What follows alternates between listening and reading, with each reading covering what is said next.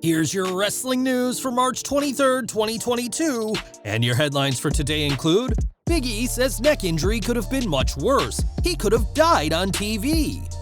WWE receives backlash for treatment of women wrestlers at WrestleMania. Update on plans for Omos to face former WWE World Champion. Women's Dusty Rhodes Tag Team Classic winners are crowned. Major change to NXT Stand and Deliver. NXT 2.0 superstar reveals gnarly injury while in the shower. Why wouldn't I? NWA World Heavyweight Champion Matt Cardona reveals possible future plans in wrestling. WWE has something extra special planned for WrestleMania kickoff show. AEW wrestler fires back to The Undertaker's comments that modern pro wrestling lacks grit. Logan Paul reveals WrestleMania attire for in-ring debut. WWE launches delivery restaurant service in Dallas for WrestleMania 38. Kayla Braxton pokes fun at her WWE 2K22 character in a hilarious way, and more. We're kicking off today with Big E, who continues to recover from the broken neck he suffered on SmackDown earlier this month. The former WWE champion has remained optimistic despite his injury, and we now know that things could have been much worse for Big E. On Twitter, the SmackDown superstar explained that he's had his first doctor's appointment post-injury, and his doctor explained that due to the C1 vertebrae fracture, he narrowly avoided having a stroke. He explained that the damage to his neck could have easily seen Big E be paralyzed or even be killed due to the nature of the injury, calling this realization very sobering. Big E concluded this tweet by saying how life feels even more precious and valuable now, and that certainly is the case. There's no timeline on when Big E will be back in the ring, but it won't be as long as first feared because he doesn't need surgery, and things could have been much worse for the New Day star. Big E won't be a part of WrestleMania 38 as the show is just days away from taking place next weekend. At this time, 3 women's matches have been announced, with Raw Women's Champion Becky Lynch facing Bianca Belair, SmackDown Women's Champion Charlotte Flair facing Ronda Rousey, and WWE Women's Tag Team Champions Carmella and Queen Zelina facing 3 other teams. This means a total 14 women will be competing next weekend, but some have questioned the motivation for these matches. On Twitter, users bash WWE for booking no women's matches that aren't for championship gold, since there are plenty of men's matches that have stories not related to titles. Whether it be Edge and AJ Styles or Cody Rhodes' rumored return against Seth Rollins, there are plenty of storyline ideas that the male superstars get, not afforded to the women of WWE. There was a time when it seemed like all female feuds were about a man, and WWE has definitely made improvements in this regard, but many still aren't happy with the lack of story options for the female talent. One name rumored to be on the show is Omos, who is expected to face Bobby Lashley at WrestleMania. This is an interesting call considering the Almighty's injury he suffered during the Royal Rumble, but WWE has faith in the 2-time former world champion. According to Mike Johnson of PW Insider, Lashley is expected to be medically cleared for an in-ring return by the time WrestleMania 38 takes place, but added that we do not know for 100% sure whether he's been cleared already. It was earlier this week that it was reported that Omos and Lashley would be facing off, but neither side, nor WWE, have confirmed the match. In an update, Fightful report that Omos will face someone who will surprise fans at WrestleMania, which fits Lashley to a T. If not Lashley, then WWE will have to find someone else who will surprise the crowd in AT&T Stadium, a venue that Lashley was at just last week, but WWE are hoping on the Almighty being cleared by next weekend. Over to NXT 2.0 next, as this week's episode saw the finals of the Women's Dusty Rhodes Tag Team Classic, pitting Io Shirai and Kayla Ray against Wendy Choo and Dakota Kai. With Shirai, a former NXT Women's Champion, Ray, a former NXT UK Women's Champion, and Kai, both the inaugural Women's Dusty Classic winner and former NXT Women's Tag Team Champion, this match certainly wasn't lacking in star power. In the end, it was Shirai and Ray who got the win after Io hit a moonsault on Wendy Choo and Ray followed up with a KRL bomb to seal the deal. Post-match, the winners announced that they would be cashing in their title opportunity, but not for the Women's Tag Team Championships, but instead will face NXT Women's Champion Mandy Rose at Stand and Deliver.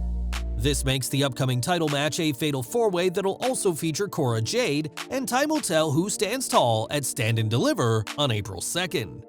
Cora Jade now has a much smaller chance of leaving Stand and Deliver as the new NXT Women's Champion, but even her journey to the event has been difficult.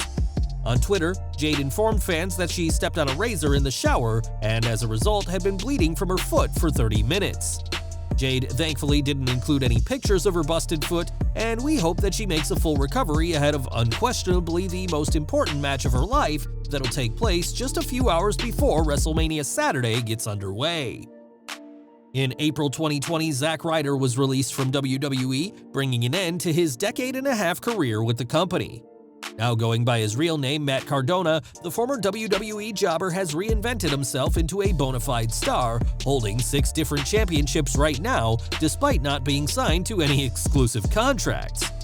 Cardona has certainly proven himself outside WWE, but that doesn't mean he's ruling out a return, as the reigning NWA World Heavyweight Champion told the Straight to Hell podcast, "If Vince McMahon called me or Bruce Pritchard or John Laurinaitis called me, of course I would pick up. Of course I would have a conversation. Why wouldn't I? I'd be lying right now if I said I never want to wrestle at Madison Square Garden or I never want to wrestle at WrestleMania again. Anybody who says that is lying, quite frankly." Cardona went on to say that while he wouldn't rule out a return to WWE, he's on fire right now and is hoping to prove that you don't need to be in WWE or AEW to be a star. While Ryder was a jobber for much of his WWE run, so was Drew McIntyre during the Scotsman's first time with the company, and if Drew can return to become a fixture of the main event, we can't count out the same thing happening for the former Zack Ryder.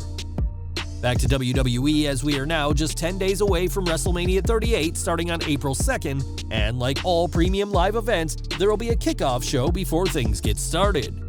This kickoff show will be extra special, as PW Insider reports that not only will it be a 2-hour episode that'll air on Peacock, but it'll also air on the USA Network from 6 p.m. to 8 p.m. Eastern. It's not currently known whether WWE has plans to air a second kickoff show for the Sunday night where Brock Lesnar and Roman Reigns will headline, but WWE are doing all they can to get people not all that interested in wrestling to tune in. Last week, The Undertaker appeared on the True Geordie podcast and made his views clear on the modern-day state of wrestling.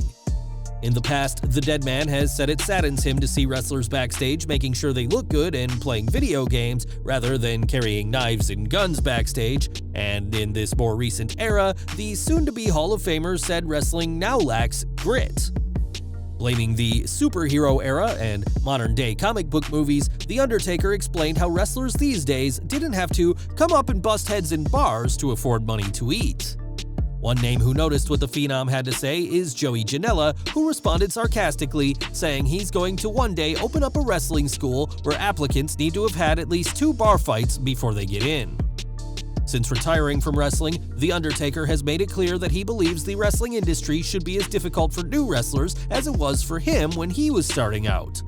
Janela does have plans to one day open a wrestling school, as he told Denise Salcido in an interview earlier this month, but we doubt he'll force people to be in bar fights first, no matter what the legendary Deadman believes is right. At WrestleMania, Logan Paul will make his in-ring debut when he teams with The Miz to face the Mysterios. The popular YouTuber turned boxer has certainly embraced being a heel since his first appearance for WWE last year, and he's given fans a sneak peek at his WrestleMania attire. On Instagram, Paul showed off a sketch of his in-ring gear, which will feature full wrestling tights and boots in a black and yellow color scheme.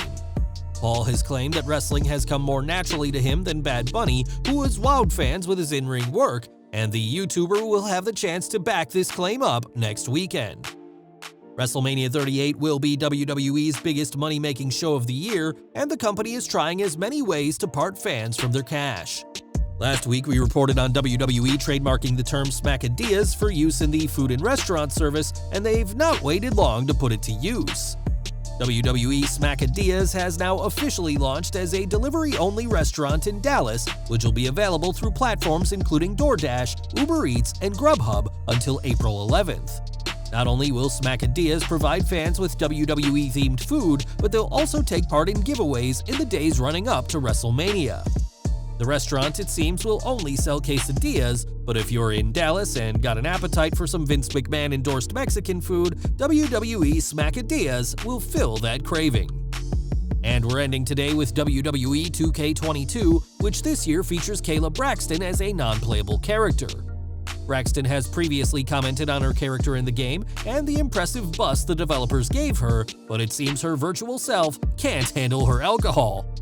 When a fan showed a brief clip from the game where Braxton was swaying back and forth during an interview, the real WWE announcer joked that her character must have had too much wine before showing up to work. WWE 2K22 has been seen as a last-chance game for WWE and 2K games, as the two parties have been at odds ever since the disastrous launch of 2K20. But whatever game comes next, Braxton is loving the antics of her video game self. Well guys, that's our news for today. Please share your comments below. Also hit the like button, subscribe to our channel, and hit the bell icon to receive all notifications. And as always, thanks for watching.